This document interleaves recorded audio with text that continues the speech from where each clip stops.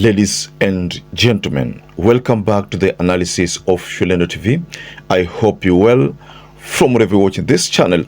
Right now, the person who is under siege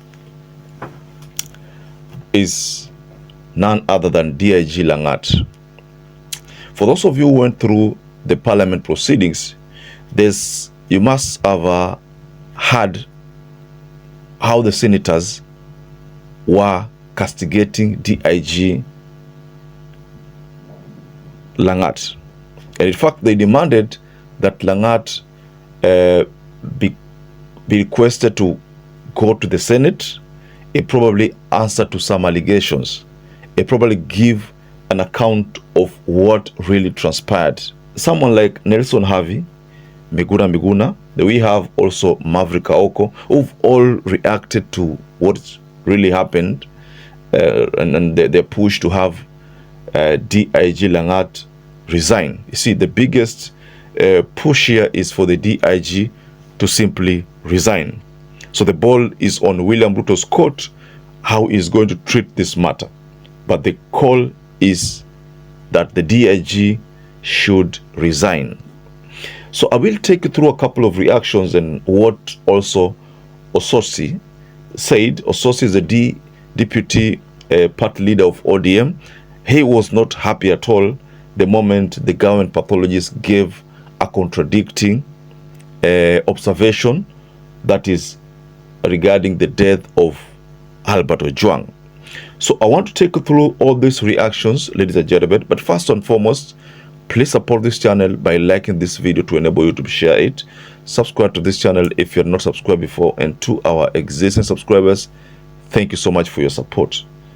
Now, what is happening here is that someone like Nelson Harvey, the former president of LSK, had some very disturbing news here to DIG LANGAT. And this is what he said. Albert OJUANG was killed on instructions of Eliud LANGAT. He is the principal suspect, and it does not matter whether the killing was done by him, by others, in his presence or absence.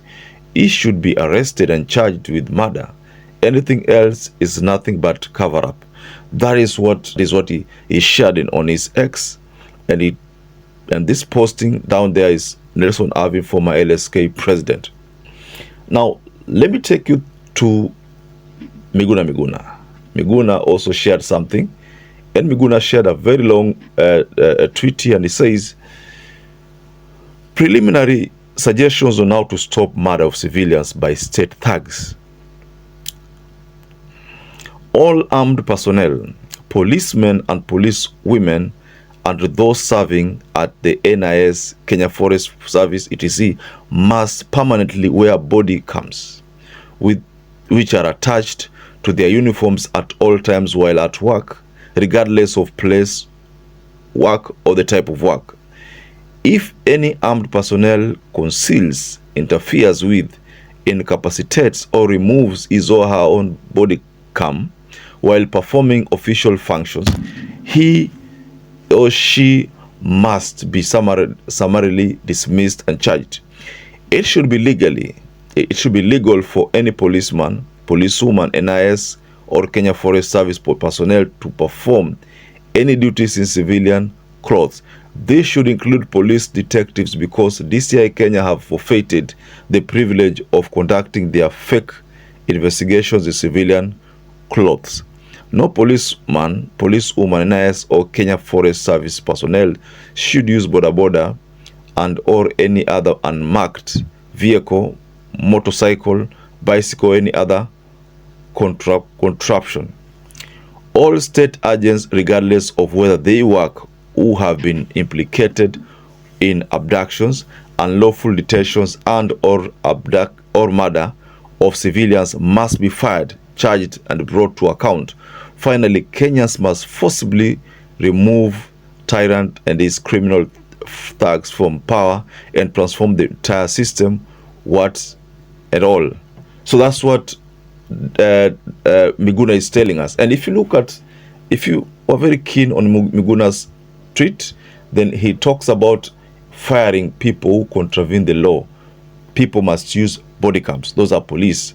So all this is a push to have the people who are responsible for this murder to vacate office. That is the concern, ladies and gentlemen. But let me just tell you that all these reactions are because people are not happy at the manner in which OJUANG died. Albert OJUANG died vibaya, and the way the father cried on live TV ilishika Wakenya wengi, and that explains why nobody seems to be happy, and people want to know the real culprit behind this forceful arrest, not the subsequent death of Albert OJUANG. Now, for those of you who went through the parliament proceedings, you must have heard what Ososi said. Clearly, Mr. Speaker, something is wrong with what happened to this young man, Albert OJUANG. And this country requires answers, because the postmortem that has been done so far, it indicates that this young man died out of neck compression, and those injuries were inflicted through torture. So we require to get proper answers from the police, and I also want to agree with the position that by now, instead of terminating the services of junior policemen, we want to see senior police officers, the Director General, the Deputy Director General, and even the Director General should resign, or they should be fired by the President.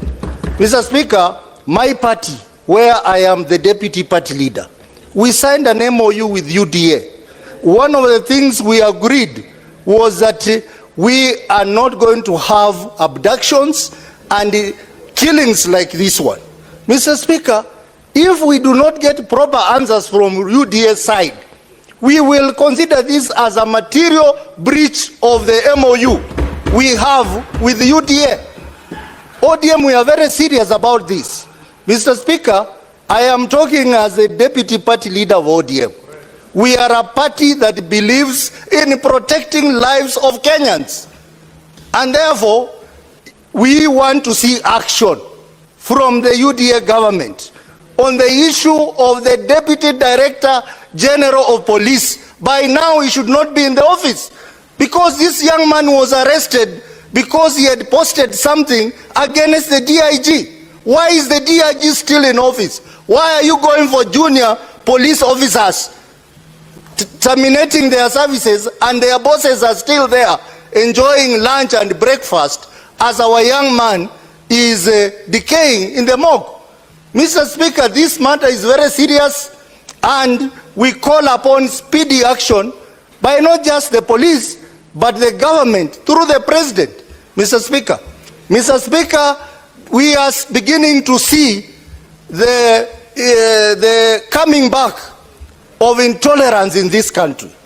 This cannot be allowed to go on, Mr. Speaker. I think we need answers, and the answers are supposed to come from the government, they are supposed to come from the police, and we cannot allow the police to mislead this country. Very well, ladies and gentlemen. So, based on all these reactions, do you think the DIG is going to resign? Or let me frame it this way. Do you think the President is going to initiate firing over DIG, LANGAT, and the IG? Is it going to happen? Let me take you back to 2022. When Ruto took over office, he requested that the IG back then to resign. Then we were told about some push and pull in the State House that forced the IG to resign. And IG subsequently resigned. And then also last year, after the Gen Z's demonstrations, the IG back then was also forced to resign after it emerged that people did not have trust on him anymore. So what is going to happen to the current IG? Is he going to be forced to resign? Because now people have complained, especially after the reason he gave on the death of Albert OJUANG. And then again later on that decision wakaivacate, wakasema kwamba sio hivyo, ni according to the government pathologist. So is he also going to resign? So this pressure that is mounting is on DIG Langat and the police and the entire police force, that was the policemen who are involved in the murder, to all of them resign. So ladies and gentlemen, perhaps if you're watching this video and you've not subscribed, take 1 second and subscribe, like this video. Till you catch up again, stay safe and stay blessed.